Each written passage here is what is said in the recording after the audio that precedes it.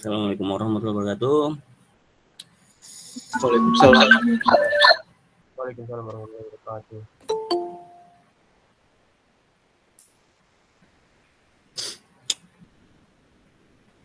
Ya, kelas ada 38 orang ya lebih kurang, ini yang baru hadir sepertiganya. Kita tunggu dulu ya. Sampai lebih kurang setengah lebih lah.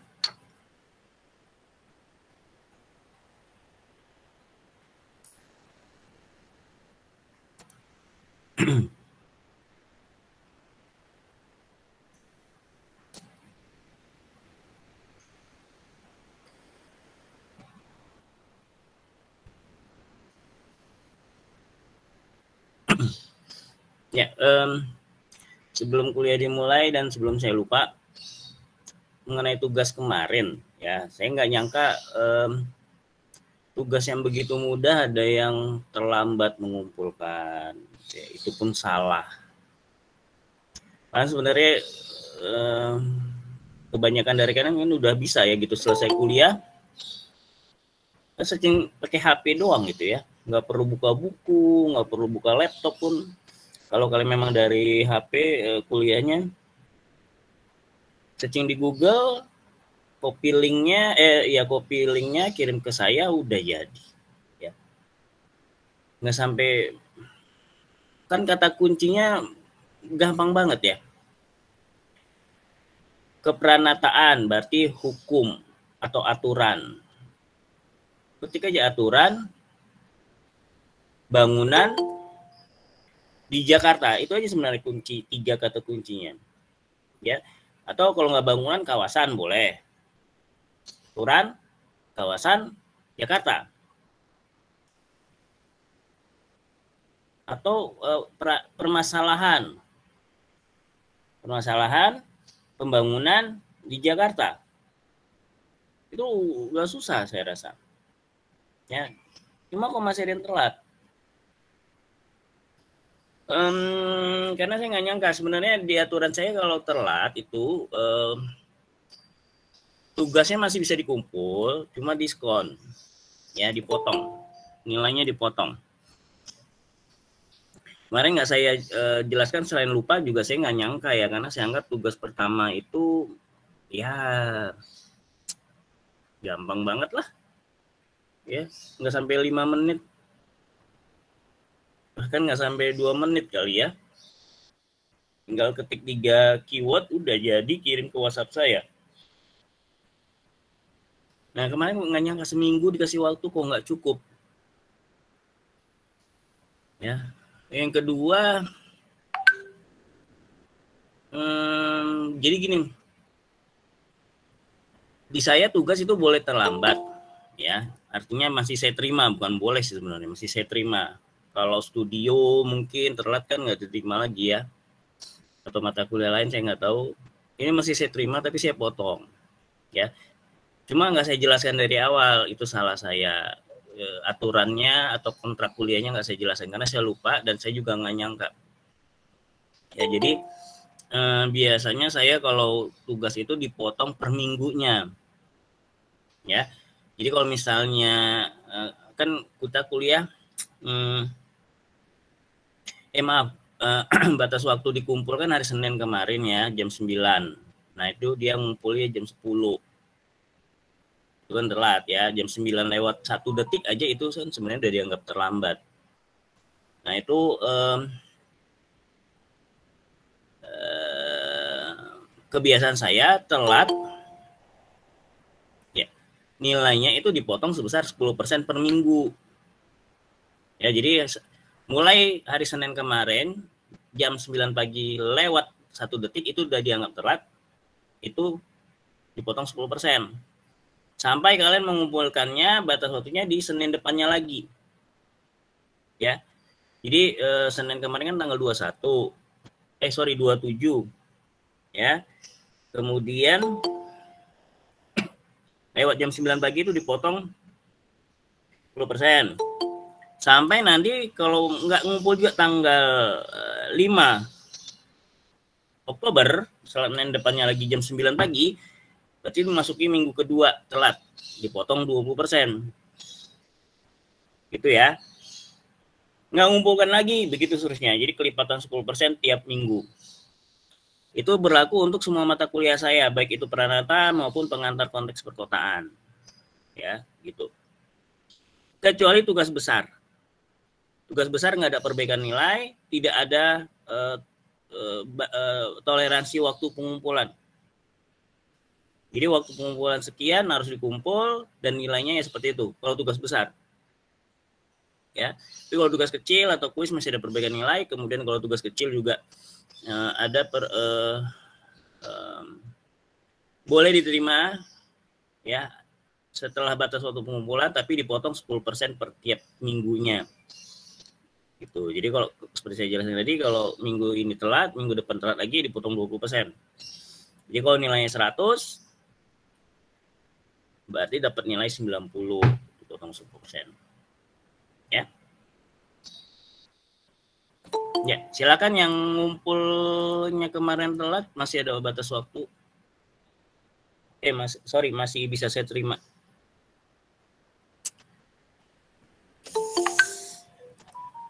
Dan mungkin hari ini atau besok saya share ya nilai. Ya kalau yang kemarin saya uktikan berarti ada nilai 100 itu. Ya. Tugas yang kemarin ngumpul dan saya terima kan ada, kalau saya benar itu kan ada 100, kalau anak SD kan gitu ya. Tanda nilainya sempurna itu ya 100 gitu. Jangan ditanya lagi, kemarin ada yang nanya, saya kasih angka 100, ini maksudnya, ini Pak, udah benar. Ditanya lagi.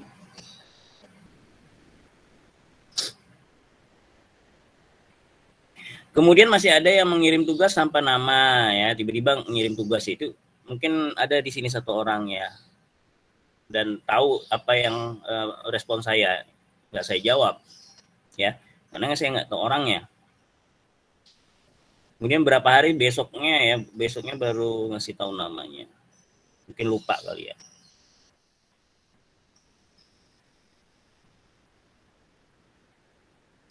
Ya gimana, orang saya nggak kenal, minimal harusnya kan tahu nama, jadi saya bisa menyapa kamu laki-laki atau perempuan, kamu mas, mbak, bu, pak gitu ya. Kalau nggak tahu sama sekali jenis kelaminnya, nggak tahu usianya, nggak tahu namanya, gimana saya mau menyapa? Karena gini, ya mungkin kalau tugas tahu lah ya, ini pasti mahasiswa. Karena ada beberapa telepon atau pesan singkat yang nggak tahu asal-usulnya, main so akrab aja. Ya mungkin kalian pernah dengar atau pernah mengalami gitu ya. Bahkan di telepon langsung gitu. Ya so akrab gitu ya. Saya pernah berapa kali dapat telepon gitu. Karena dia berpikir kalau dia akrab, saya nggak akrab kan saya segen gitu ya. Ternyata itu penipuan untuk itu pelan-pelan dihipnotis kita. Ya, pelan-pelan dihipnotis sampai nanti diantarlah entah itu ke ATM atau diajak ketemu dan seterusnya. Ya itu buruk sangkanya aja ya, tapi kalau etika orang telepon seharusnya ya sebutin nama dulu ya.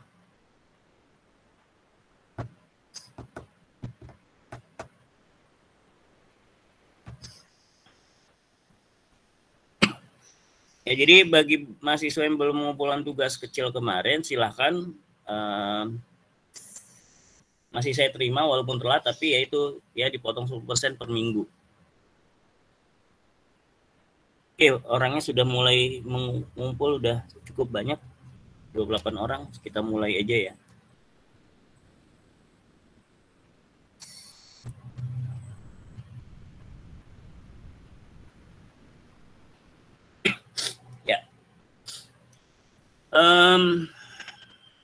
Karena kita bicara peranatan, saya juga bicaranya berdasarkan hukum ya. Nah, karena kita arsitek, bicaranya tentang hukum tentang bangunan. Hukum tentang bangunan gedung ya, itu sebentar. Hukum tentang bangunan gedung itu induknya itu adalah Undang-Undang Nomor 28 Tahun 2002 tentang bangunan gedung. Ya, nanti turunannya sampailah nanti ke Perda DKI Jakarta nomor 7 tahun 2010 tentang bangunan gedung juga namanya. Ya. Nah, ini kalau undang-undang dia berlakunya nasional, kalau Perda itu berlakunya daerah. Daerahnya setingkat apa? Tergantung yang mengeluarkan. Kalau yang mengeluarkan oleh gubernur, maka peraturan daerahnya berlaku di tingkat provinsi. Kalau Perda daerahnya yang mengeluarkan wali kota, maka peraturannya berlaku di tingkat kota madya. Kalau Perda yang mengeluarkannya bupati, maka berlakulah di tingkat kabupaten. Atau nanti ada keputusan menteri, maka berlakulah di bidang kementerian tersebut. Jadi apapun itu aktivitasnya yang bersangkut pautnya dengan menteri, contohnya kalau kita kan biasanya Kementerian PUPR ya, Pekerjaan Umum dan Perumahan Rakyat. Nah itu berlakulah di segala bidang pekerjaan yang ada hubungannya dengan Kementerian PUPR, kalau Menteri PUPR yang mengeluarkan. Atau misalnya peraturan pemerintah, peraturan Kementerian Perhubungan, kita berlakulah di lingkungan perhubungan, entah itu tentang misalnya tentang kereta api, tentang transportasi darat dan segala macam. Ya. Nah ini kita coba yang undang-undang secara nasional. Maaf suara saya lagi flu, jadi suaranya agak gendeng dikit.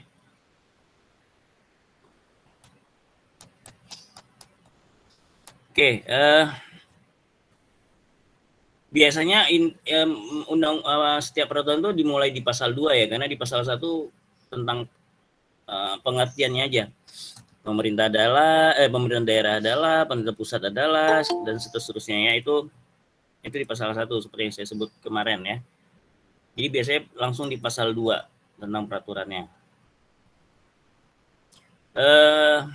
Nah ini bangunan gedung berdasarkan asas kemanfaatan, artinya berguna, berfungsi, keselamatan, artinya selamat ya, kokoh dari segi konstruksi, kuat, keseimbangan, berarti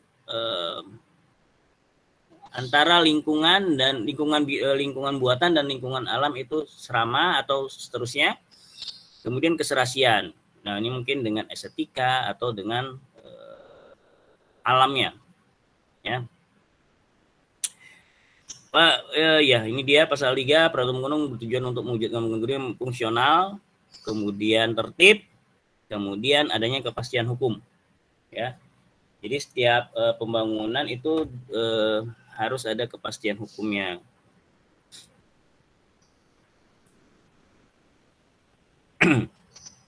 Ya ini saya lihatin. Nah, fungsi bangunan itu ada 5 ya, menurut Undang-Undang Nomor 28 Tahun 2002. Yang pertama adalah berfungsi sebagai hunian, ya, bangunan yang berfungsi sebagai hunian, kemudian fungsi keagamaan, kemudian fungsi usaha, kemudian fungsi sosial dan budaya, kemudian fungsi khusus terakhir. Ya, fungsi hunian itu tempat tinggal, ya. Biasanya meliputi rumah tinggal tunggal, rumah tinggal deret, rumah tinggal susun, dan rumah tinggal sementara. Ya. Fungsi keagamaan yang untuk ibadah, fungsi usaha itu biasanya untuk komersil, ya, bangunan-bangunan yang mencari keuntungan, ya, kayak plaza, mall, perkantoran, ya, apalagi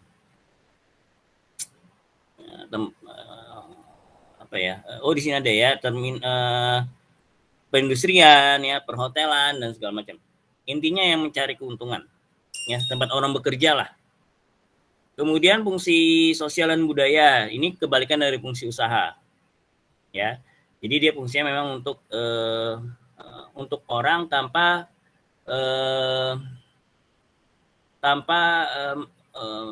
faktor ekonomi yang menjadi utama, ya. Biasanya pendidikan, kemudian kantor-kantor kebudayaan, pelayanan kesehatan dan seterusnya, ya, itu dianggap fungsi sosial dan budaya. Walaupun sebenarnya, ya, ini tidak mutlak, tidak murni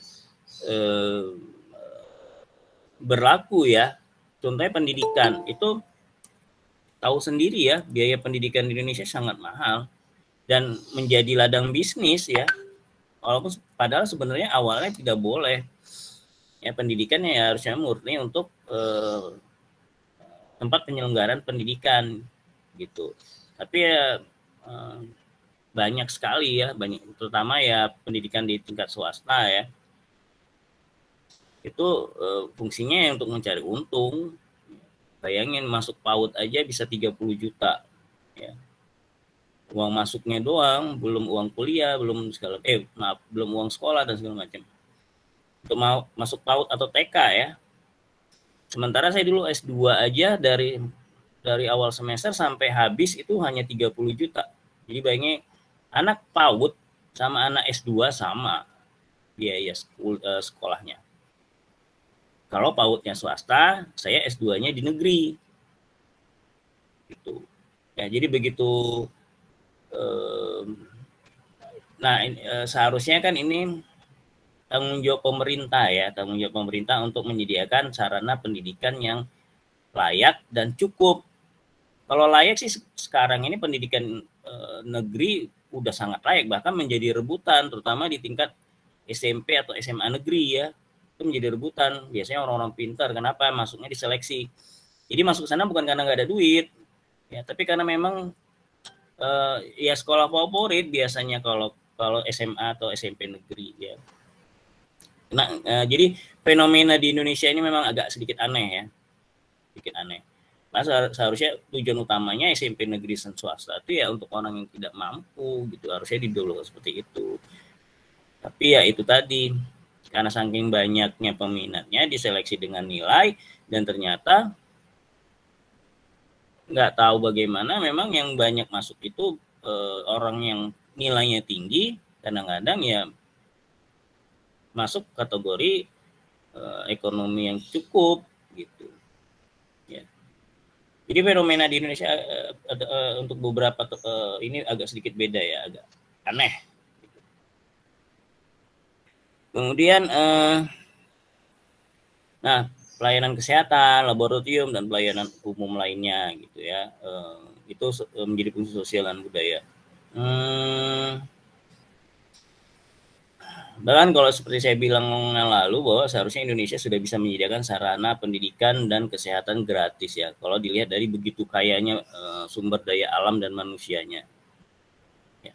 Apa yang nggak ada di Indonesia? Salju aja ada ya kan, salju aja ada, padang pasir ada, salju ada, coba hutan belantara ada ya, apalagi tambang, wah mau apa kamu tambangnya, minyak tanah, minyak bumi, emas, batu bara, dan nggak tanggung-tanggung ya, termasuk penghasil paling nggak nomor 1 atau nomor 2 di dunia, kayak emas itu di Papua ya, paling besar itu.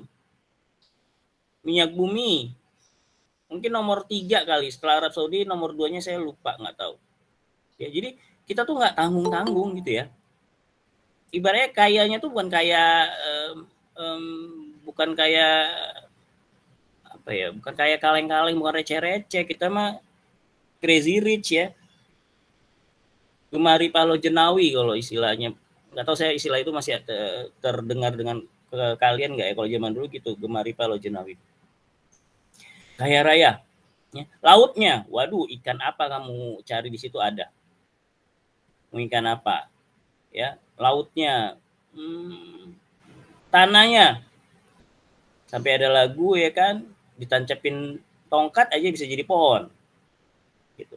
Dan itu memang terbukti, saya nanam pohon bambu, batangnya doang ya, bambu batangnya doang ditancapin jadi keluar daun. Itu kalau tanahnya nggak subur sama mataharinya nggak ada ya nggak tumbuh pohon ya. Itu berarti apa? Saking melimpahnya matahari. Jadi sumber daya alam dan buatan itu berlimpah sekali. Matahari, udaranya masih bersih, kecuali Jakarta ya. Jakarta ada parah. Tapi kalau sejak pandemi ini saya lihat udah mulai biru lah. Dulu sebelum pandemi itu hampir tiap hari loh warna langit Jakarta abu-abu, ya. Hampir setiap hari. Nggak pernah saya lihat warna biru-birunya pun kayak biru baju.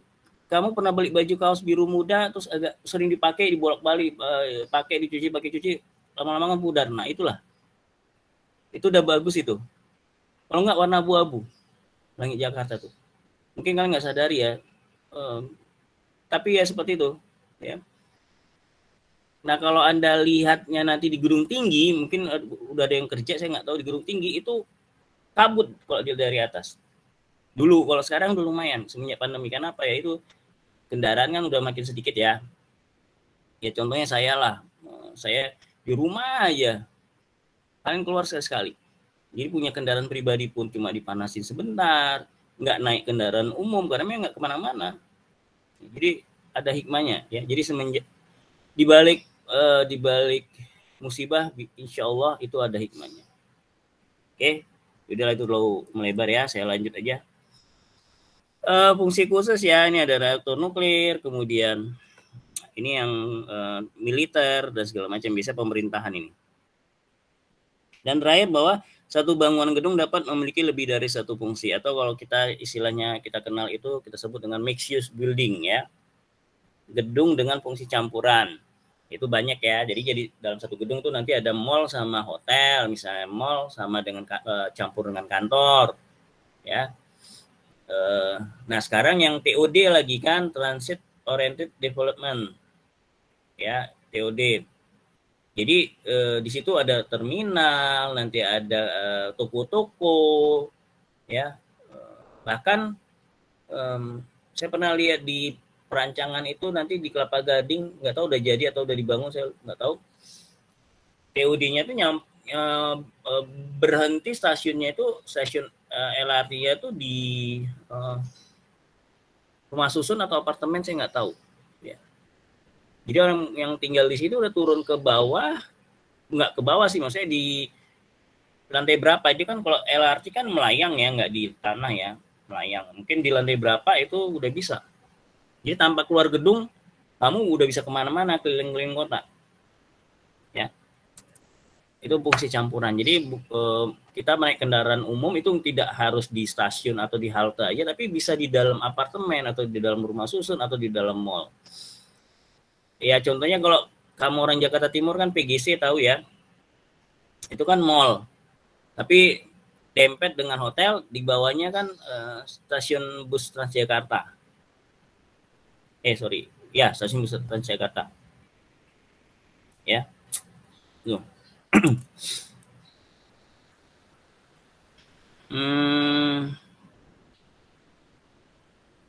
Ya, fungsi bangunan gedung harus sesuai dengan tata ruang ya. Kemudian harus ada izin mendirikan bangunan atau IMB. Kemudian mendapat persetujuan persetujuan kembali oleh pemerintah daerah.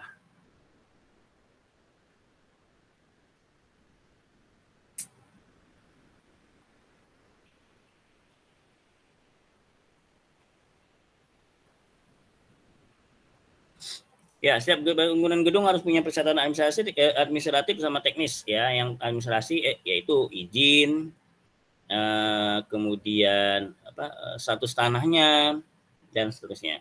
Ya, kalau teknis yaitu kalau bangunan khususnya bangunan khusus ya, kayak bangunan tinggi ya, harus ada perhitungan beban tanah ya, kemudian perhitungan struktur dan segala macam. Nah, ini saya lanjut aja. Oke, ada ini ya tadi ya, administrasi, ada status hak atas tanah, kemudian kepemilikan bangunan gedung, IMB. Oke. Dan yang berhak memiliki bangunan gedung tidak harus orang, tapi juga badan hukum. Ya, jadi badan gedung itu bisa dimiliki atas dasar badan hukum, biasanya PT ya. PT, kalau CV biasanya jarang, karena CV itu hak modalnya itu bisa dari dari pribadi, tapi kalau PT harus atas nama PT itu. Makanya biasanya bangunan yang dimiliki oleh suatu perusahaan biasanya dalam bentuk PT minimal. Nah, persyaratan tata bangunan meliputi peruntukan dan intensitas bangunan gedung. Ya, peruntukannya apa? Kalau untuk hunian ya harus hunian, ya. Kalau untuk ibadah ya untuk ibadah. Kalau untuk usaha ya usaha, ya. Kemudian intensitas bangunan gedung. Intensitas itu apa? Kayak KDB, ya. Intensitas itu kan kepadatan. Jadi yang mengatur kepadatan itu ya KDB, KLB, KDH, ya. GSB. Kemudian arsitektur bangunan gedung, ya. Kemudian persyaratan pengendalian dampak lingkungan. Ini untuk bangunan yang memang dikhawatirkan berpengaruh langsung terhadap lingkungan, ya, misalnya ya pabrik, rumah sakit, ya, yang banyak mengeluarkan limbah lah. Rumah sakit kan banyak sekali ya. Ya semua dan bangunan-bangunan publik yang kapasitasnya banyak, ya, contohnya hotel, ya, bangunan tinggi, itu kan limbahnya, bayangin dalam gedung itu misalnya bisa masuk 200-ratusan orang, ya. Bayangin kalau buang air kecil berapa liter satu hari itu ditampung, berapa ton atau berapa ratus kilogram, ya, limbah padat. Mungkin yang lagi kantor pengen buang air besar, nah itu kan ada limbah padatnya. Nah, bayangin kalau itu limbahnya itu langsung dibuang ke riol kota, nggak muat. Kalaupun muat, baunya nggak kemana-mana. Bayangin ratusan ribuan orang dalam, ribuan mungkin nggak ya, ratusan orang di dalam gedung, pipis itu baunya nggak ketulungan ya. Makanya itu harus ada amdalnya. Ya, kecuali rumah tinggal, ya, rumah tinggal itu tidak begitu diminta ketika mengajukan izin mendirikan bangunan. Rumah tinggal enggak, karena memang rumah tinggal berapa ya isinya paling. Karena analisa dampak dan lingkungan ini, analisa dampak lingkungan ini harus dikerjakan oleh satu konsultan khusus, ya, dan besar sekali biayanya, ya, bukan 1 juta 2 juta, puluhan juta untuk mengeluarkan amdal itu analisanya, ya, perlu tangkinya berapa meter kubik, ini harus letaknya di mana, bagaimana mengolahnya, apakah perlu alat khusus dan segala macam, ya, itu kan tugas konsultan. Kalau arsitek aja nggak sanggup, ya, arsitek aja nggak sanggup. Memang khusus orang, makanya, dan kalau kuliah kan ada program studi teknik lingkungan. Nah, itu salah satunya untuk orang yang bekerja di konsultan lingkungan. Mahal itu. Jadi kalau rumah tinggal nggak dianjurin, karena juga tidak begitu bermasalah, ya. Walaupun paling nanti ada pengawasan aja, ya. Kalau Anda mengurus IMB, ini khususnya di Jakarta, ya, Anda minimal dalam desainnya itu nanti harus minimal harus ada 1 resapan air, minimal 1 aja, ya, yang volumenya biasanya template dia, ya. Kalau rumahnya kebanyakan lah, ya, tidak terlalu kayak istana gitu, ya, misal rumah-rumah kebanyakan ada template-nya nanti dari PTSP, Pelayanan Terpadu Satu Pintu DKI Jakarta, ya, ada template-nya. Nah, itu nanti mereka yang mengeluarkan. Ini butuh nih, kan kita biasanya kalau mengajukan IMB kan ada gambarnya, ya, gambarnya nanti mereka review, nanti dibalikin apa yang kurang. Nah, misalnya salah satu tadi tidak ada sumur resapan harus dibuat, dan mereka pasti minta minimal 1, ya, agar kenapa? Agar lingkungan bersih, kemudian, ya, agar lingkungan bersih, ya, tidak membuang limbah sembarangan.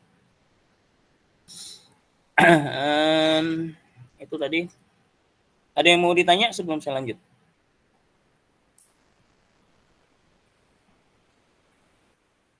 Saya lanjut aja, ya.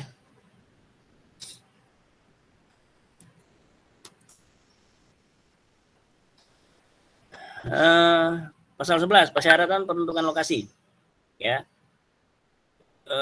Nah, itu tadi berdasarkan ketentuan tentang tata ruang, ya. Kemudian bangunan gedung yang dibangun di atas dan atau di bawah tanah, air, dan atau prasarana dasar umum tidak boleh mengganggu keseimbangan lingkungan.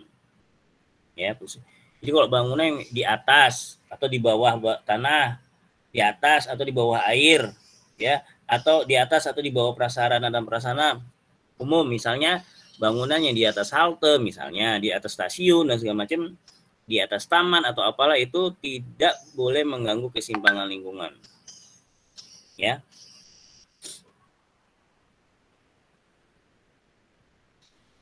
Persyaratan kepadatan dan ketinggian bangunan meliputi ini tadi ya, KDB, saya jelaskan tadi, KDB, KLB, ketinggian bangunan dan seterusnya. Persyaratan jumlah lantai maksimum bangunan gedung atau bagian gedung dibangun di bawah permukaan tanah harus mempertimbangkan keamanan. Nah, ini untuk basement ya. Persyaratan jumlah lantai maksimum bangunan gedung atau bagian dari gedung basement berarti ya, yang dibangun di bawah permukaan tanah harus mempertimbangkan keamanan, kesehatan, dan daya dukung lingkungan yang dipersyaratkan. Ya, jadi basement yang lebih dalam dari 3 meter dari permukaan tanah itu dihitung KDH. Tapi basement yang nanti itu nanti di perda ya, saya mendahului ini, tapi nggak apa, biar saya jelaskan maksudnya apa. Jadi kan basement itu kan ada yang semi ya, semi artinya sebagian muncul di permukaan tanah, sebagian ke dalam. Nah, ada yang murni di bawah tanah semua. Ya, bagi basement yang berada di bawah permukaan tanah semua dan kedalamannya lebih dari 3 meter itu dihitung KDH. Tapi kalau kurang dari 3 meter itu tidak dihitung KDH. Ya, itu hanya dianggap ruang terbuka biasa. Oke. Jarak bebas bangunan. Yang pertama ada garis pandang bangunan, kemudian jarak antar bangunan. Ya. Jarak antar bangunan tuh jadi ada yang satu tapak itu harus kanan kiri depan belakangnya tidak boleh nempel. Depan udah pasti lagi SB ya, tapi depan, belakang, kanan, kiri nggak boleh nempel. Tapi ada yang boleh, kanan kirinya nempel. Ya, itu coupling couple ya. Nah, tapi belakang itu juga nggak boleh nempel. Tapi ini berlaku di Jakarta ya. Jadi untuk DKI Jakarta itu tidak boleh tanah di belakang itu 2 meter tidak boleh dipakai untuk bangunan. Ya. Ini berlaku di Jakarta. Dan semua coupling itu tidak boleh dibuat bangunan 2 meter di belakang. Saya pernah mengurus IMB, bangunannya sudah terlanjur dibangun dan di belakang sudah dan dibangun sampai habis ke belakang. Keluar sih IMB-nya, cuma nanti di IMB itu di denahnya itu 2 meternya itu dicoret dengan tanda merah. Ya. Dan kita yang harus buat sendiri. Ya, kita harus yang buat sendiri. Artinya kita bersedia sewaktu-waktu pemerintah meminta itu dibongkar, maka pemilik tanah dan bangunan tersebut tidak boleh menolak. Tuh. Ya, jadi kalau kamu mau bangun dan sebelum terlanjur, kalau bisa 2 meter di belakang itu jangan dibangun. Ya, itu. Tapi itu tadi boleh dibangun, tapi nanti ketika mengajukan IMB, ya itu kecuali yang belum dibangun itu udah pasti otomatis nggak mau keluarin IMB. Ya. Karena IMB boleh dikeluarin setelah bangunan selesai. Ya, biasanya untuk bangunan lama gitu boleh. Ya, boleh. Kenapa? Karena biasanya kalau Anda mau mengajukan kredit ke bank, agunannya rumah dan tanah, itu harus ada sertifikat hak milik, minimal hak guna bangunan, dan IMB. Kalau nggak punya itu nggak bisa dijadikan jaminan untuk pinjaman. Nah, makanya biasanya bangunan lama yang mau mengeluarkan IMB diperbolehkan. Tapi itu tadi. Nah, kalau KDB udah nggak bisa diganggu gugat. Ya. Jadi kalau misalnya ini dibangun semua nih sampai 100%, semua bangunan, sementara KDB-nya 60%, itu nggak bisa lagi. nggak akan keluar, ya. Yang hanya bisa ditoleransi hanya yang 2 meter di belakang, dan itu pun dengan kita generasi sendiri di kotain merah, ya, kemudian di tanda silang merah dan kasih keterangan bahwa pemilik bersedia sesuatu itu dibongkar. Karena dianggap itu sebagai gang darurat, ya. Jangan sampai nanti rumah nempel semua ketika ada kebakaran dan segala macam, susah evakuasinya. Itu maksudnya, ya, untuk menertibkan bangunan. Itu tadi yang di pasal sebelumnya ada ketertiban, ya, untuk menertibkan bangunan.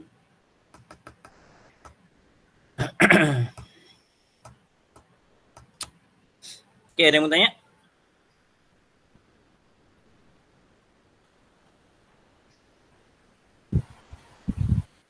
Nggak ada? Nggak, ya? Nggak ada Pak. Ya. Sebelum saya lupa, nanti kalau setiap ada kasus cerita itu di mata kuliah ini, itu berarti kasusnya di Jakarta, ya. Bukan kasus, peraturan, ya, yang nyangkut pautnya dengan peraturan. Oke, saya lanjut.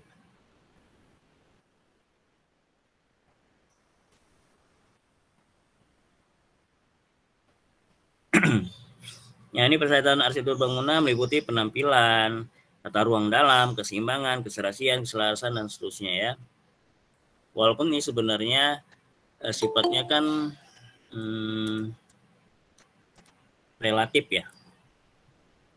Relatif dan tidak terukur. Gimana sih yang dimaksud dengan keseimbangan? Apa sih yang dimaksud dengan serasi? Ya. Apa yang saya sebut serasi belum tentu Anda setuju itu serasi, ya.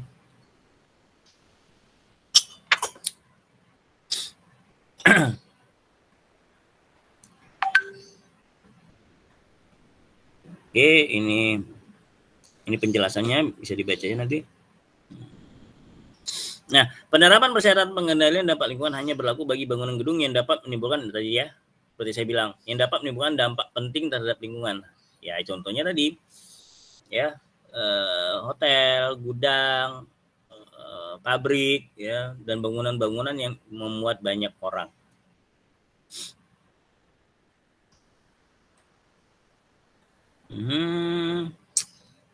Ya, keselamatan, kesehatan, kenyamanan, dan kemudahan. Ya, keselamatan bangunan gedung meliputi persyaratan kemampuan bangunan gedung untuk mendukung beban muatan, ya. Jadi konstruksinya dihitung serta kemampuan bangunan gedung dalam mencegah dan menanggulangi bahaya kebakaran dan petir. Ya, jadi orang yang menggunakan gedung itu harus diperhatikan keselamatannya, ya, bukan dibangun itu. Nah, itulah gunanya arsitek, ya. Makanya orang awam itu nggak ngerti, ya. Walaupun sekarang udah mulai lah, tapi dulu tuh itu parah, ya.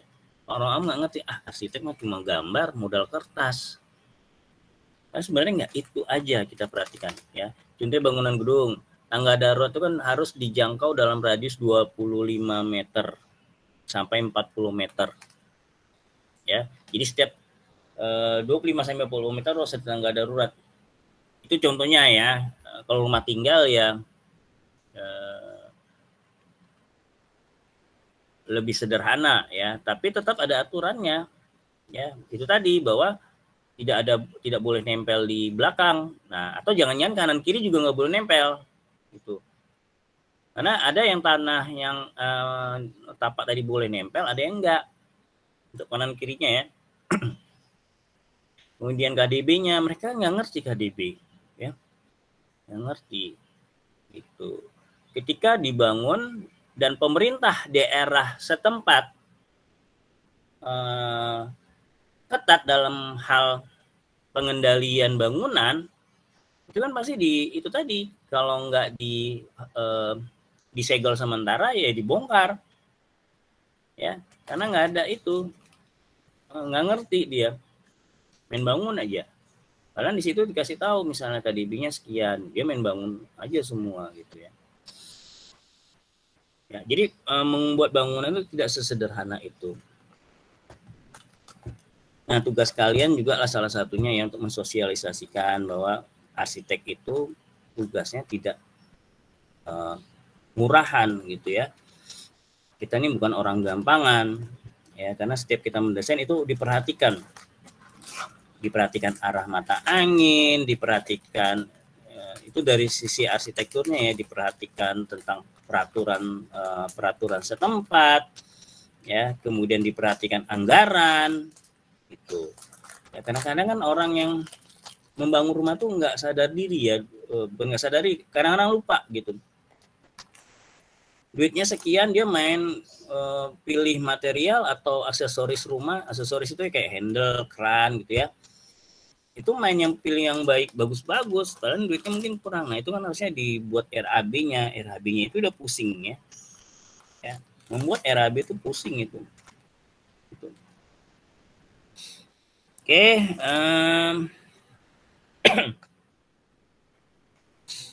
ya ini kebakaran, kemudian ya, ini struktur tentang beban muatan gedung dan seterusnya ya. Ini beban muatan itu berdasarkan fungsi bangunan ya dan seterusnya, ini bisa dibaca lah. Nah ini bahaya kebakaran dengan sistem proteksi pasif dan aktif ya. Utilitas sudah belajar lah ya, proteksi aktif dan pasif ya. Aktif yang bagaimana? Proteksi aktif kebakaran apa contohnya? Utilitas, ayo. Mana nih orang utilitas?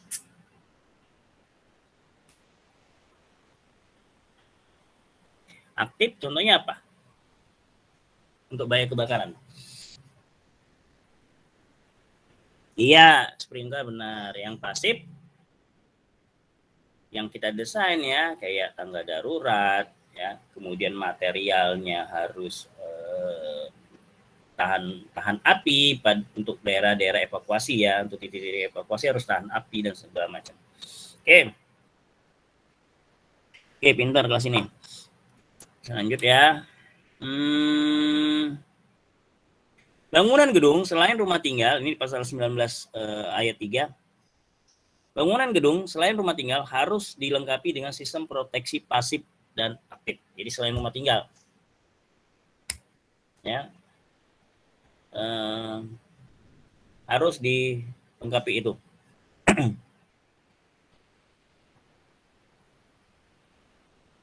Ya ini penangkal petir ya, utilitas lah ya.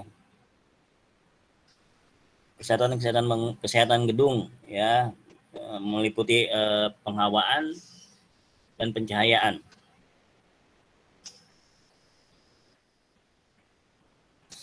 Nah, bangunan pasal 22 ayat 2, bangunan gedung tempat tinggal, pelayanan kesehatan, pendidikan, dan bangunan pelayanan umum lainnya harus mempunyai ventilasi alami. Ya. Jadi selain ventilasi buatan kayak AC gitu ya, atau kipas angin gitu ya, dia tetap harus ada ventilasi alami, artinya jendela.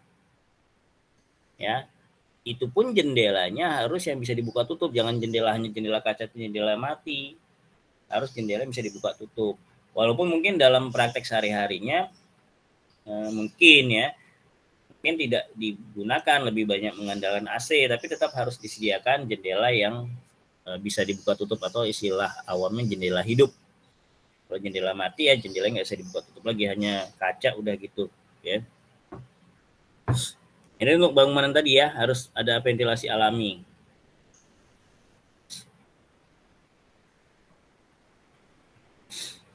Nah, itu juga sama di pasal 23 ayat 2 ya, bangunan yang tadi harus ada pencahayaan alami. Ya. Selain ada pencahayaan buatan, dia juga harus ada pencahayaan alami. Tuh, ya dari mana pencahayaan alami? Ya, paling utama ya dari jendela ya, cukup. Ya, jadi cahaya matahari yang masuk ke dalam bangunan, ke dalam ruangan itu cukup. Nah, sanitasi ya, air bersih, air kotor, sampah, dan penyaluran air hujan.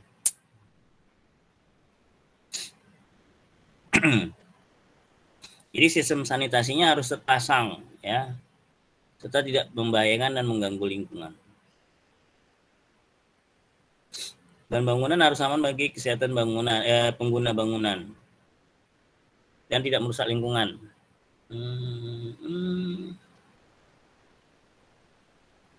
Nah, ini kenyamanan ya, ruang gerak yang cukup, hubungan antar ruang yang benar.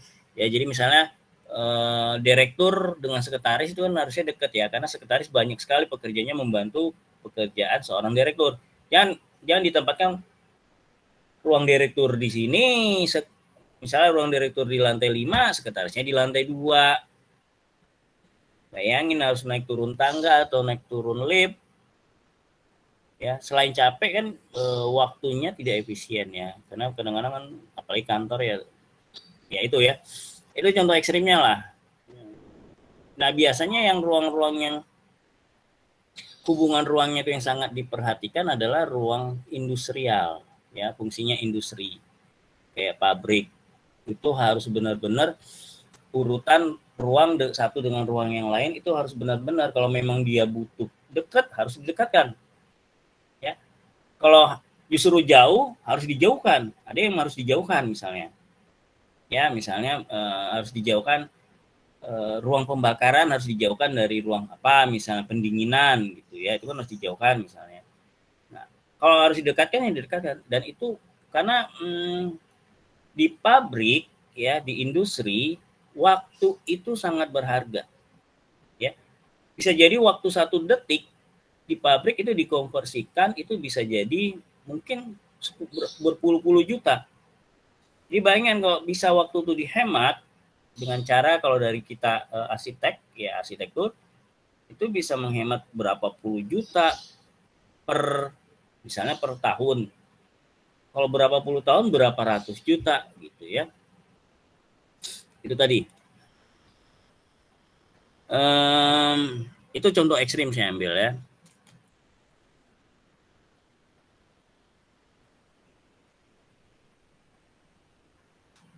Nah, ini tadi persyaratan kemudahan. Atau bisa sih dibilang aksesibilitas ya. Mudah nggak dijangkau, baik itu ke sananya atau dari sananya ke sininya. Ya, di dalam bangunan gedung, serta sarana dan prasarana yang dibutuhkan gitu ya. Makanya kalau kayak di Bandara Soekarno-Hatta yang di Terminal 3 Ultimate yang baru itu panjang banget ya gate-nya.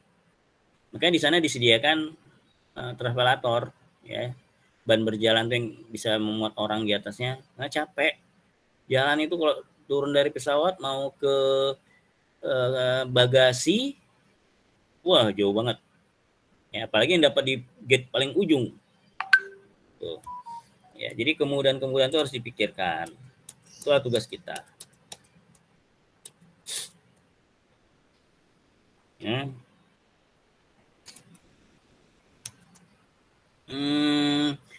Nah, sekarang lagi juga bisa diakses oleh orang yang lanjut usia ya, dan penyandang cacat ya, atau kalau kita sebut namanya arsitektur universal ya. Jadi siapapun itu bisa mengaksesnya ya, baik orang pakai tongkat, orang buta, orang bukan buta ya, pasti tuna aksara ya, aksara nggak bisa baca ya. Ya itu ya. Kemudian anak-anak bahkan ya, sampai orang lanjut usia. Kemudian hubungan horizontal antara ruang dalam bangun gedung dan vertikal biasanya. Ya. Nah, ini vertikal. Vertikal ya biasanya dengan tangga paling enggak ya, dengan tangga, dengan ramp, atau dengan lift ya. Bangunan gedung yang bertingkat harus menyediakan tangga. Nah, yang paling nomor 4 nih, bangunan gedung dengan jumlah lantai lebih dari 5 harus dengan menggunakan lift. Lebih dari 5 ya. Berarti kalau 5 lantai nggak wajib, karena kan belum lebih. Jadi mulai 6 lantai, 7 lantai, 8 lantai dan seterusnya itu wajib menggunakan lift. Ya, itu wajib menggunakan lift. Karena dianggap kemampuan orang naik turun tangga itu paling maksimal sih 5 lantai. Jadi kalau berada di lantai paling atas lantai 5 ke lantai dasar itu udah maksimal banget itu ya, udah lelah banget itu. Oke, ketika udah mulai bangunan itu 6 lantai, dikhawatirkan orang yang berada di lantai 6 itu udah nggak sehat lagi. Ya. Kita kan olahraga naik turun tangga tuh sehat ya, tapi kalau pada waktu-waktu yang tidak pas ya itu bukan olahraga ya, menyiksa diri. Makanya itu ada ambang batasnya bahwa sampai 5 lantai oke lah Pak, boleh dengan naik turun tangga gitu ya. Tapi ketika 6 lantai dan seterusnya itu harus pakai lift. Dan ini karena berada di undang-undang, maka berlakunya nasional. Jadi kalau nanti tugas akhir nanti kan tidak harus di Jakarta ya. Bisa di kampung kamu atau di kota manapun itu harus diperhatikan ini ya. 5 lantai ke atas atau mulai lantai 6 dan seterusnya itu harus menggunakan lift.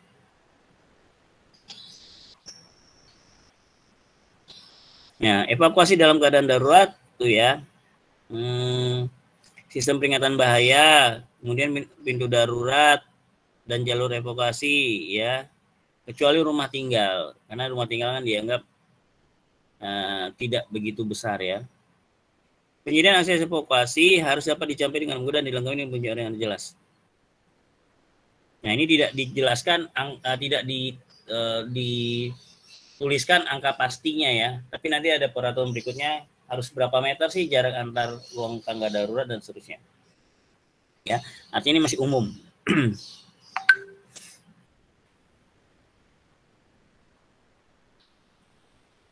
Oke, ada yang mau bertanya? Muhammad Fauzan Adima. Oh, ya nggak masalah, ya. Jadi tidak harus 6 lantai harus pakai lift, enggak. Mau 2 lantai pakai lift ya nggak masalah. Ya. Itu kan minimal, maksimal, ya. Maksimal lantai yang harus pakai lift. Kalau minimalnya itu terserah dia, mau 2 lantai silahkan. Nggak apa-apa. Ya. Maksudnya itu kan boleh atau tidak boleh ya? Bener ya? Bagaimana kasusnya? Maksudnya boleh nggak boleh kan? Kalau dibilang boleh nggak boleh ya boleh. Iya boleh. Gitu. Nggak usah rumah tinggal ya, kantor pun kalau 3 lantai pakai lift silahkan kalau sanggup. Ya. Kalau sanggup. Karena biaya lift itu mahal loh. Makanya kalau di rumah tinggal ada lift itu biasanya pajangan aja, prestis ya kali ya. Atau memang orang kaya dah duitnya itu udah buang ludah aja udah jadi duit istilahnya ya. Itu jadi duit. Nggak masalah. Kalau uang pas-pasan mau pakai lift janganlah ya karena mahal. Ya, liftnya mahal, perawatannya mahal, operasional hariannya mahal, listriknya kan gede. Ya, untuk menaik turunkan beban berat itu apa enggak gede itu listriknya ya, mahal. Masak nasi aja magic jar itu bisa 100 kilo 100 watt lebih ya. AC bisa paling serendah-rendahnya AC 300-an 400 watt ya AC. Dan 700 ada yang 1000 watt gitu. Ya. Baik, jadi bayangin ya begitu besarnya listrik untuk lift ya, boleh nggak dilarang.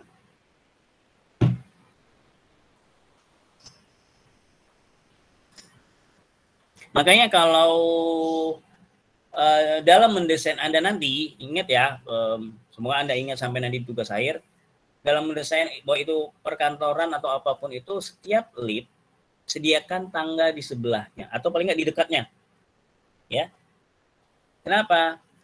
Untuk menghemat listrik. Misalnya gini ya, perkantoran lah ya, Anda mau ngajak teman makan siang di ruangan di 1 lantai di bawah Anda gitu ya, ya kan bisa sih pakai tangga ya, nggak minimal tangga darurat ya tangga darurat bisa diakses ya, karena tangga darurat itu nggak pernah terkunci.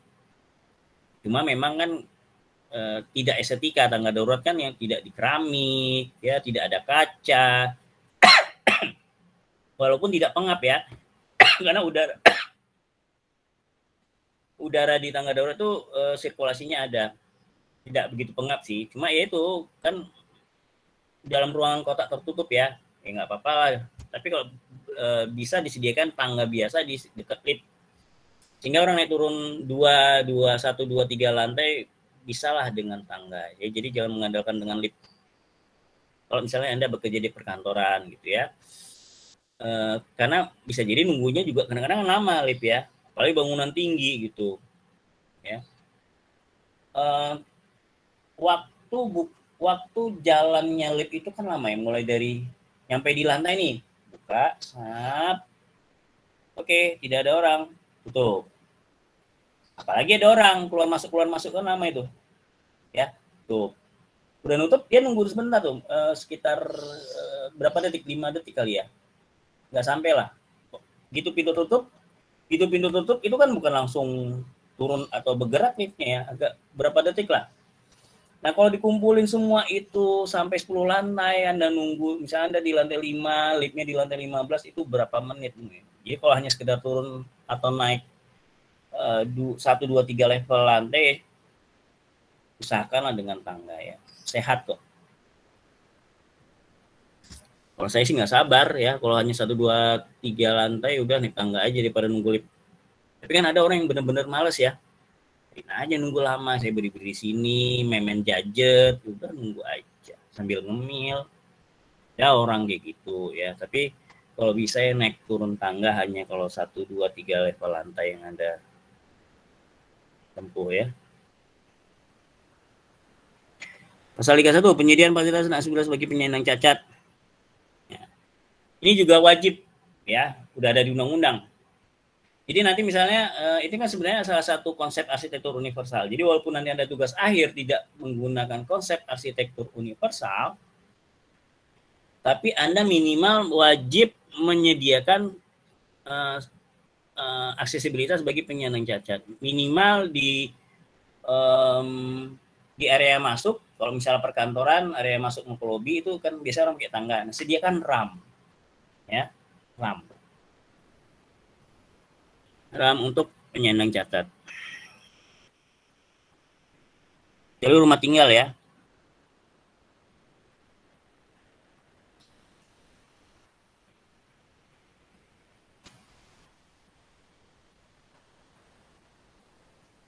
Ya. Tuh. Ada yang mau ditanya? Minum dulu ya.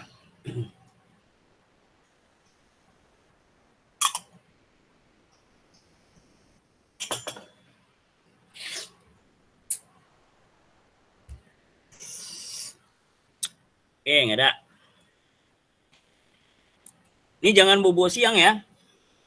Ini mentang-mentang kamera nggak dihidupin, laptop taruh di samping tempat tidur, meluk guling, kepala bertopang di bantal, AC dinyalain. Aduh, enak banget itu. Ada nggak yang gitu ya? Ya mudah-mudahan enggak ya, di kelas saya enggak ya. Tetap konsisten mengikuti kuliah saya.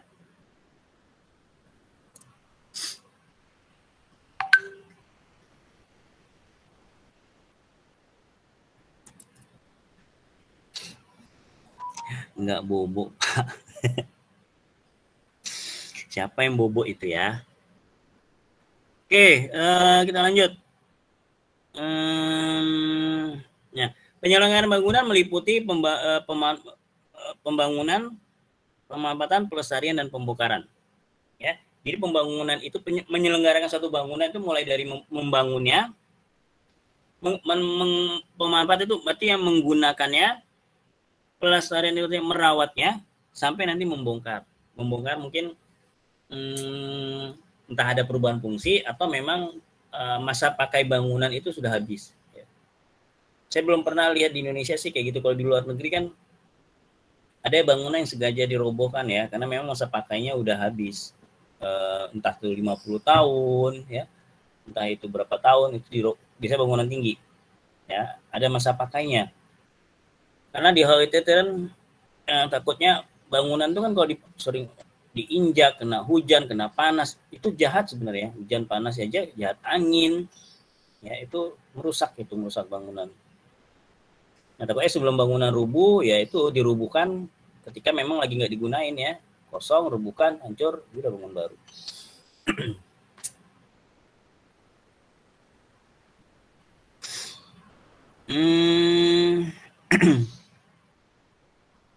Penyelenggaranya terdiri dari pemilik, penyedia jasa konstruksi, dan pengguna bangunan gedung. Ya, pemilik bangunan gedung yang belum dapat. Nah, ini saya sebenarnya kurang setuju ya di pasal 34 ini.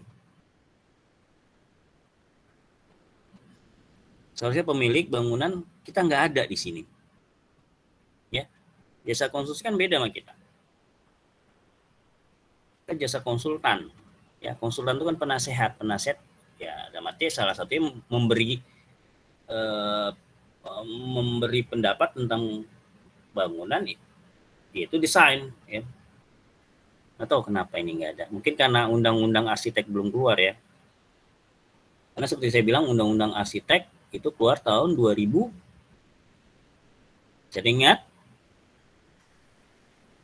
Tahun berapa? Undang-undang arsitek 2000. Oh, pinter. Ya, Rizky ini pinter ini. Ya, 2017 ya, benar. Nomor berapa Rizky? Nomor berapa? Nomor lupa. Nomor 6 ya. Jadi mungkin ya, kenapa di sini nggak disebut di Undang-Undang Nomor 8 tahun 2002 ya, mungkin Undang-Undang arsiteknya belum keluar.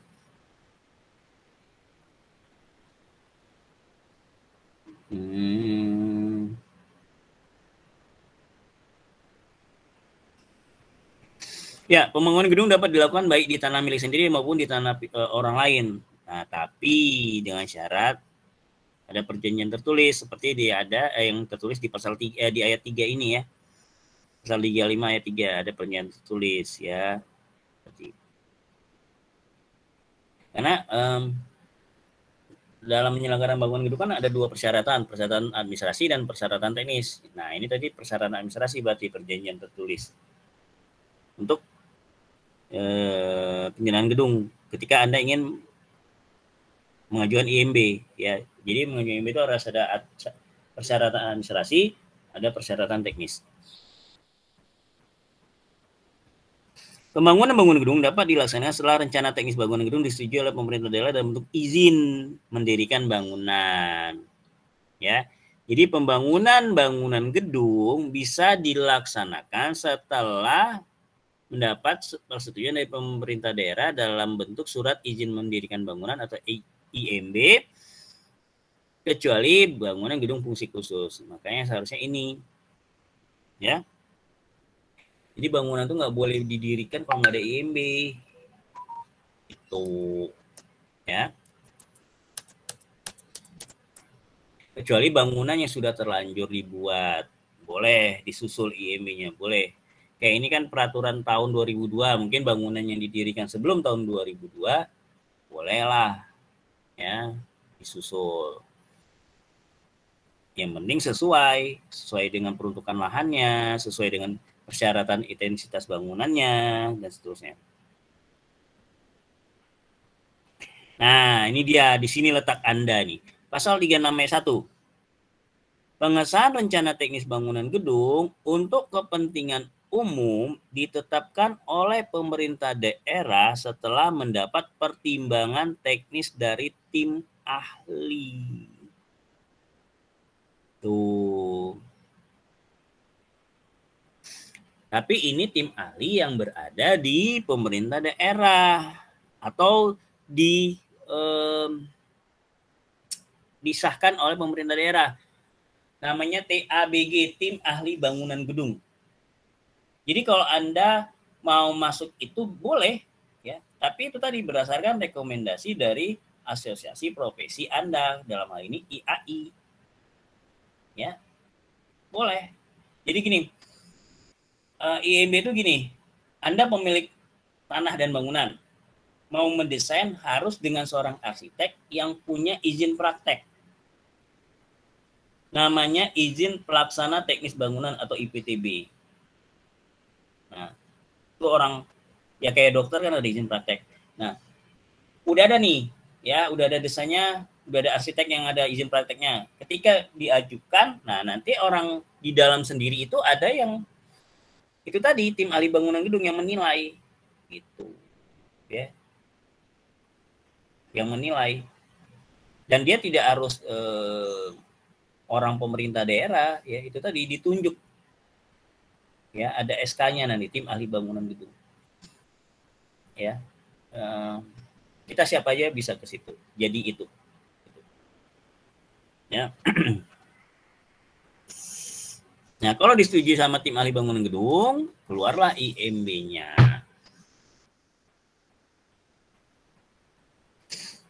Nah, kan keanggotaan di ahli bangunan gedung TABG bersifat ad hoc. Oh, sebentar ya, sebentar, saya izin sebentar.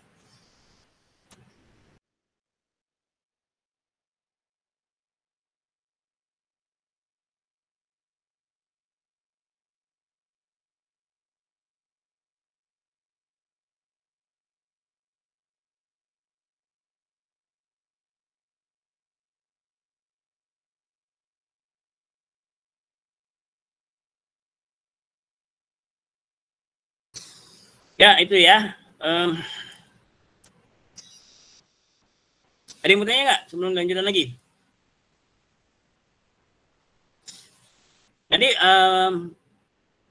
urutannya mulai dari Anda tamat dari arsitektur sampai nanti Anda menjadi seorang arsitek, itu nanti ada ya di pertemuan berikutnya. Tapi intinya gitu ya, ketika Anda tamat dari sini, dari prodi ini, Anda belum bisa disebut arsitek ya. Anda masih sarjana arsitektur. Bukan arsitek, tapi sarjana arsitektur. Nah, untuk menjadi arsitek itu ada beberapa proses yang harus dilewati. Makanya ketika Anda jadi sarjana arsitektur, Anda tidak mesti jadi arsitek. Banyak yang menjadi pegawai bank, ya. Ada yang kerja di, saya dulu aja tamat itu pernah kerja di pabrik barang pecah belah, dan di bagian mendesain mold itu cetak. Jadi kok barang pecah belah kayak kaca itu kan aslinya kan dia pasir dipanasin jadi meleleh, nah itu dimasukin ke cetakan, itulah gelas jadi gelas, piring dan segala macam. Nah saya yang merancang cetakannya. Nggak arsitek sama sekali sih, karena memang gitu. Anda tamat dari sini bukan harus menjadi arsitek, tapi kalau bisa ya jadi arsitek lah, ya. Karena seperti saya bilang seperti riwayat hidup saya itu sempat belok, alhamdulillah kembali ke jalurnya, walaupun ya di bidang akademis ya, di bidang profesi ya ada lah, tapi untuk sementara saya hentikan karena ya itu tadi saya sambil kuliah, ini aja hampir nggak kepegang, kuliah saya hampir keteteran nih ya, kuliah sambil ngajar dan seterusnya. Mudah-mudahan kalau kuliahnya lancar, selesai dengan baik, saya tekunin lagi sih ya profesi arsitek saya. Ya, kemarin sempat ya udah sempat dapat izin praktek lah, udah dapat. Cuma kan ada masa berlakunya hanya 3 tahun. Ya, kemudian mati harus diperpanjang. Nah, saya waktu matinya itu izin praktek saya pas saya masuk sekolah, kuliah. Jadi nggak saya perpanjang, karena untuk apa? Karena biaya mahal. Untuk memperpanjang itu lumayan lah. Ya, kalau nggak menghasilkan untuk apa? Kalau menghasilkan ya semahal-mahalnya. Kalau memang menghasilkan kan biasanya bisa balik modal lah. Ini mau balik modal nggak kepake. Buktinya memang nggak kepake nih sekarang. Kalau saya nggak berprofesi lagi selama saya sekolah, karena waktunya nggak sempet. Ya, jadi banyak urutannya. Makanya saran saya, ini mumpung masih pertemuan awal, gitu Anda tamat kuliah ini, Dari sekarang mulai pikirkanlah, arsitek ini jalan hidup kalian enggak? Ya. Menetapnya gini, kalau Anda berdebar-debar lihat denah, ya, berdebar-debar tumpukan pasir ya, Anda tuh udah berdebar-debar tuh, ya, kan di dalamnya ada kotoran kucing, saya nggak tahu ya bekas kucing dan semacam, lihat tumpukan pasir, ada tumpukan batu bata yang tercecer gitu ya, kemudian ada kusen yang tergeletak yang nggak terurus, misalnya bekas kusen yang nggak terurus sampai kena hujan panas itu Anda rasanya menyes gitu ya, waduh ini bisa dimanfaati nih. Kan banyak yang kusen-kusen lapuk-lapuk itu ditempel-tempel kok, di Jogja banyak tuh, jadi barang seni loh gitu. Nah itu bisa Anda pertanyakan, kalau Anda hanya biasa aja melengos, biasa ya kusen, melengos lihat pasir ya pasir, lihat denah, denah siapa, ya udahlah. Itu Anda patut pertanyakan, lanjut nggak ini setelah dari sini ya. Tapi kalau ngeliat denah gambar orang, pengen tahu nih, ini ruang ini kemana ya? Ya, misalnya ada bermain, ada mengunjungi kantor teman atau mungkin orang tua, kadang-kadang orang tua berpraktek profesi arsitek atau di kontraktor ya, bawa pulang tugasnya gitu ya, coba dilihat. Ada perasaan berdebar-debar nggak? Ya, kalau enggak, ya sudah, nggak usah dipaksa. Tamat dari sini, carilah kerja yang apa saja. Ya, tapi kalau memang berdebar-debar, perjuangkan, ya. Perjuangkan, tamat dari sini langsung jadi anggota IAI. Karena untuk menjadi arsitek itu panjang, waktunya lama. Ya, jadi jangan tunda-tunda, nantilah saya mau masih santai-santai, enggak. Masuk aja dulu anggota IAI, minimal masuk aja. Nanti tuh ada tuh, entah ketemu orang ini, ketemu orang itu, ada informasi ini, ada informasi itu, sehingga nanti semakin terasah. Ya, oh saya kayaknya jadi arsitek tapi kayaknya lebih senang ke interiornya. Oh saya jadi arsitek kayaknya lebih senang ke manajemennya. Oh saya jadi arsitek lebih senang ke ngurus-ngurus izinnya.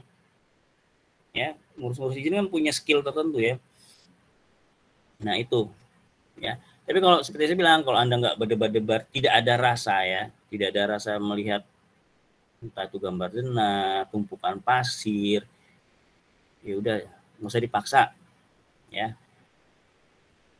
Jadi jangan jerumuskan Anda, jangan tenggelamkan diri Anda 2 kali, karena kalau seperti itu berarti masuk arsitektur aja ini kamu udah salah sebenarnya. Nah tapi coba diperbaiki, jangan masuk ke dalam lubang yang sama 2 kali, itu artinya ya. Coba itu sekedar share saya aja, berbagi pengalaman dari sekarang. Oh ya, oke, ada pertanyaan. Izinnya Pak, bangunan sudah tidak dipakai lagi dan boleh dihancurkan ya Pak. Tapi kenapa bangunan gedung Menara Saida di Jakarta nggak dihancurkan ya Pak? Gini ya. Itu kan punya pribadi ya, ya. Dan itu masih masa pakai, ya. Dan itu tidak dipakai kan kemarin, isunya kan macam-macam. Ya. Isunya tuh nggak jelas. Ada karena hal yang berbau mistis, ada yang karena dilihat miring katanya, gitu ya. Karena kalau dilihat dari kasat mata, kalau hanya sekedar dari kasat mata nggak bisa nggak bisa menjadi patokan itu benar miring enggaknya. Nah, sampai sejauh ini tidak ada, saya nggak tahu kenapa tidak ada realisasi dari pemerintah daerah, entah itu benar nggak ini menaranya miring, benar nggak, katanya konstruksinya ya, pondasinya ada yang salah, ya tidak. Nah, jadi tidak ada investigasi lanjut, intinya gitulah, ya. Nah, karena tidak ada investigasi lanjut, yang namanya punya bangunan nggak disuruh, ngapain saya bongkar, ya kan? Bongkar bangunan itu rumah tinggal aja, coba kamu tanya tukang bongkar bangunan kamar tidur aja itu berapa, belum lagi rumah tinggal utuh dibongkar semua, belum lagi bangunan setinggi itu, ya. Itu punya pribadi, ya kalau nggak ada yang nyuruh bongkar sih ngapain saya bongkar tuh, ya. Saya nggak tahu sampai sekarang, saya nggak kayaknya investigasi lebih lanjut, lebih pasti nggak tahu, karena yang itu kan berhentinya tuh karena katanya gedungnya miring, ya. Terus belum lagi ditambah mistis-mistis gitu ya. Nah, kalau dilihat dari kasat mata, dilihat dari jauh, kadang-kadang dilihat ya miring, kadang-kadang sih enggak ya. Ya itu, jadi mata itu nggak bisa dipatokan ya. Harus ada investigasi lah, baik itu di dalam struktur dan segala macam. Nanti tanpa tidak dibongkar itu tadi ya, tidak ada ini perintah bongkar, nggak ada. Ngapain saya bongkar? Oke, Andiani bisa terima atau ada yang mau tanya, Andiani? Sudah cukup, Pak. Cukup ya. Itu juga, itu salah satu keheranan saya. Itu kan itu tengah kota ya, dan bangunan tinggi, bukan di gang-gang yang nggak ketahuan dinas Pemdanya ya. Itu tahu banget. Saya nggak tahu kenapa itu. Ya. Oke, saya lanjut ya.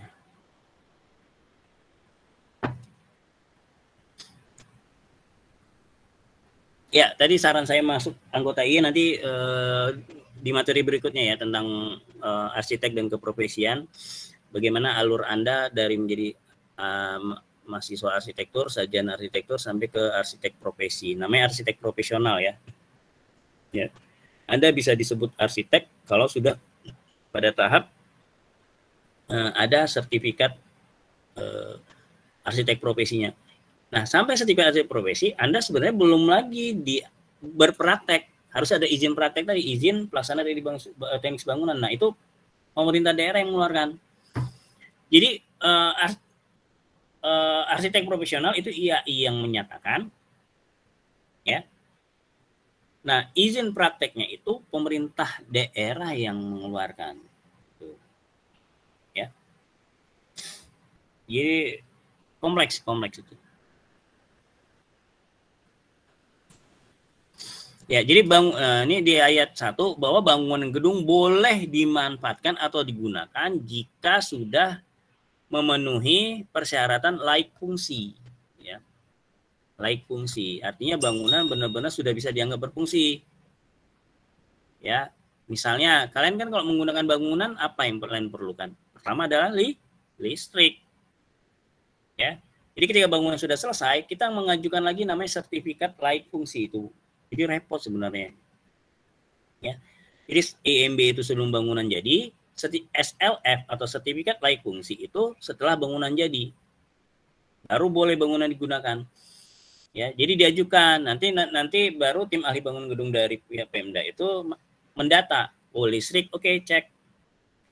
Air ada nggak? Oke, cek. Gitu ya.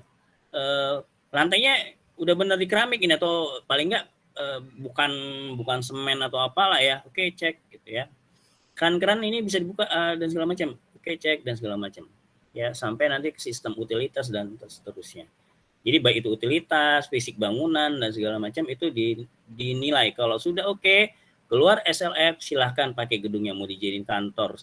Oke, sesuai dengan ini ya. Sesuai dengan IMB-nya, IMB-nya kantor ya. Oke, jadiin kantor. Ya. Kalau ini menjadi rumah sakit, oke, silahkan jadi rumah sakit. Ya, jadi ada dua izin ya, izin mendirikan bangunan sebelum bangunan dibuat sama sertifikat laik fungsi setelah bangunan selesai didirikan, ya. Pemilihan secara berkala harus dilakukan ya.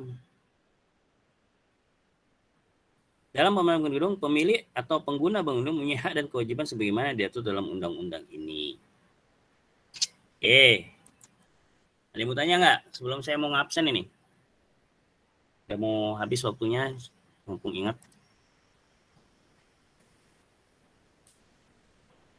Saya absen ya. Bentar. Jadi salah pengambilan data. Waduh. Bentar ya, saya refresh dulu.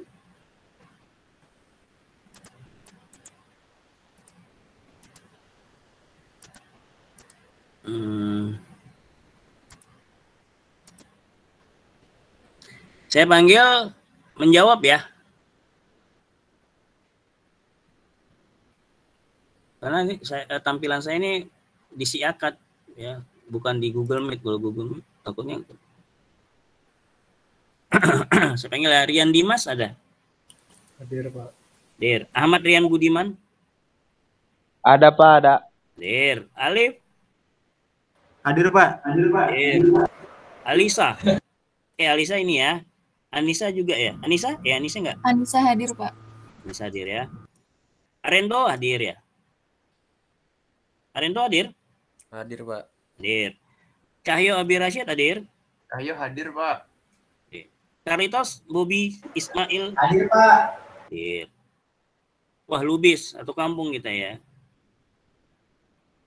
Hanif Karunia Denu Hadir Pak. hadir.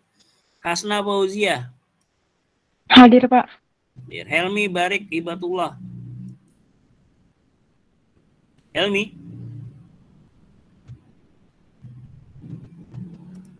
Helmi nggak ada ya? Helmi. Oh iya. Lupa nih kan kalian. Kan seperti saya bilang, gitu masuk ruang kuliah, ketik namanya di kolom chat. Ya, untuk backupnya gitu loh. Karena kolom chat ini kan nanti terekam juga. Ya, oke, mumpungnya coba di kolom chat buat namanya ya. Syukur-syukur NIM-nya serah. Minimal nama aja lah. Ya, buat kolom chat namanya sehingga nanti takutnya kayak gini kan ketika dipanggil mah tahu ya. Tadi kalian hadir. Pas saya mau panggil, hadir nih dari awal kuliah sampai mau dekat selesai nih, hadir. Begitu pas mau saya panggil sinyal hilang kan saya bilang gitu. Nah, sinyal hilang saya panggil nggak nyaut. Gitu. Makanya ketika masuk ingat ya, nanti pengantar konteks perkotaan di hari Kamis langsung ya. Ketik namanya di kolom chat. Karena ini nanti direkam juga kolom chattingan kita. Ya. Pak, itu Helmi hadir, Pak. Hah? Halo? Ada di kolom. Oh, mana? Itu makanya kan mana Helmi? Oh. Oke, ada ya. Speakernya ya Helmi ya. Oke. Mic speaker. Oke, Helmi hadir. Hilman? Hadir, Pak. Ilham Pani? Ilham Pani nggak ada ya? Hadir Pak, hadir. Hadir. Izwan Arik Nur Sandi? Hadir, Pak. Hadir. Izzat Fadlur Rahman? Hadir, Pak. Kartika Dwi Cahyanti? Hadir, Pak. Khaira Gusnedi? Hadir, Pak. Muhammad Baskoro? Hadir, Pak. Hadir. Hadir. Muhammad Rizky Ramdhani? Hadir, Pak. Hadir. Muhammad Ridwan? Ridwan hadir Pak. Muhammad Fahri? Muhammad Fahri? Ada Muhammad Fahri? Muhammad Fahri.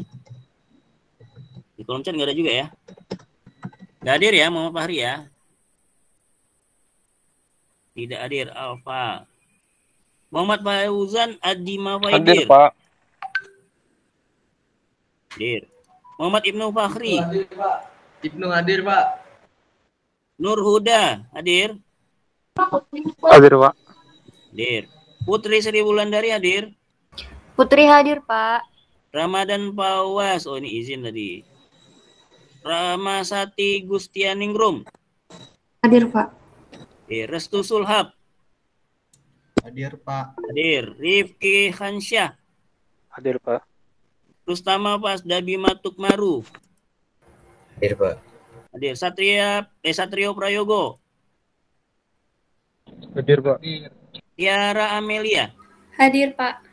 Andiani Imantaka udah hadir nanya. Alipia Amalinda Putri?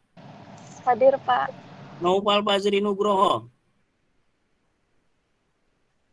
Noval Fazri Nugroho? Ada yang lihat di kolom chat? Tidak ada, Pak, di kolom chat. Nggak ada ya. Tadi Fahri katanya di kolom chat hadir, Pak, barusan mic-nya nggak bisa katanya. Fahri? Iya, Fahri. Ada ya? Ada, Mana Pak. saya lihat ya, Muhammad Fahri. Oh iya, ada. Oke. Ya dikasih tahu ya kalau saya tadi takutnya kelupaan. Saya tidak kelewatan. Hadir ya Muhammad Fahri. Oke, udah saya cek. Noval nggak ada ya? Noval Alfa. Rizka Khairunisa. Hadir, Pak. Hadir. Sari Hibatunisa Fadilah. Hadir, Pak. Satrio Aji Nugroho Prasetyo. Hadir, Pak. Hadir. Jadi yang tidak hadir hanya satu orang kayaknya. Izin satu, Alfa satu atau tidak hadir satu. Oke. Sudah, waktu juga sudah mau habis. Nanti ini bahannya saya share. Kalau bisa dibaca-baca, untuk pertemuan berikutnya sebelum perkuliahan, silakan mau ditanya untuk jadi bahan diskusi. Kalau enggak ya kita masuk materi baru. Ada yang mau ditanya perkuliahan hari ini? Sudah sepertinya, Pak. Udah ya. Oke, jadi sekali lagi saya ingatkan untuk kelas ini, begitu masuk langsung isi nama Anda di kolom chat ya. Kemudian untuk tugas kecil masih bisa terlambat mengumpulkannya dengan ketentuan bahwa nilainya dipotong 10% per minggu. Jadi kalau 2 minggu telat ya 20%. Kemudian itu aja. Kalau dari saya, kalau tidak juga ada dari kalian, silakan kita kuliah selesai sampai di sini dulu. Terima kasih, semoga kita semua dalam keadaan sehat, terutama di masa pandemi ini bisa kita lalui dengan baik dan mudah-mudahan bisa berakhir masa pandemi ini. Kalau tidak ada pertanyaan lagi, saya tutup. Sekian hari ini. Assalamualaikum warahmatullahi wabarakatuh. Waalaikumsalam. Waalaikumsalam. Terima kasih, Pak. Yuk.